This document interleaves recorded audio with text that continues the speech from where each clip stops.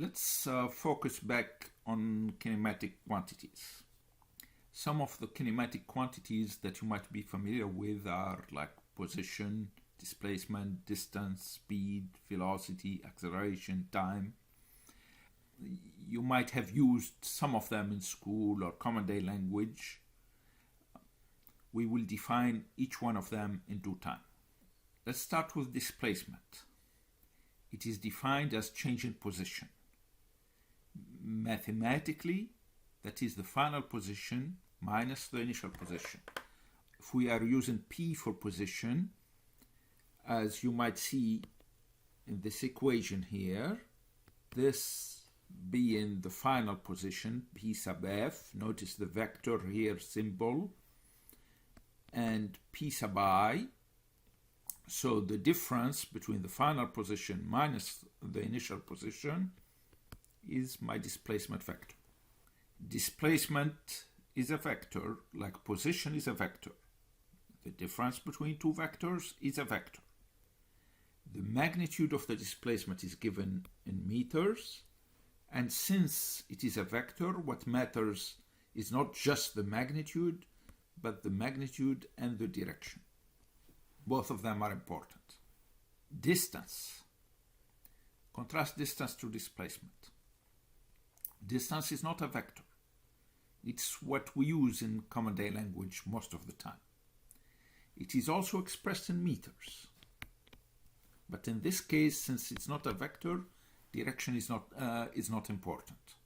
However, since it's not a vector, it does not carry as much relevant information. It's not as useful for kinematic calculations. Let's look at these examples. We have a racehorse that runs 1500 meters full circle in a racetrack. What is the displacement of the horse? And then what is the distance traveled by the horse? Now, note the word full circle. That means that the final position is the same as the initial position. So the horse, if it's going to make a full circle, if the horse starts here, it's going to end here. Final position is the same as the initial position.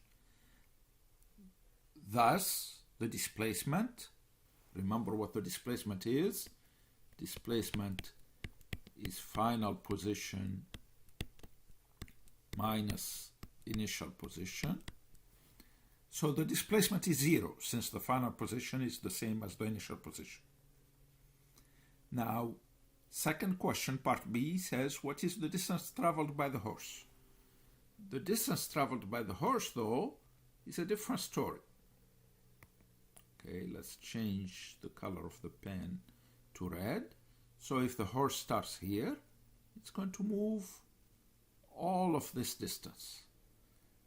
That distance is the circumference of the circle, which is 1500 meters. Okay, one thing to pay attention to here, the displacement is a vector. Its magnitude, we found it to be 0 in this case, since the displacement is 0.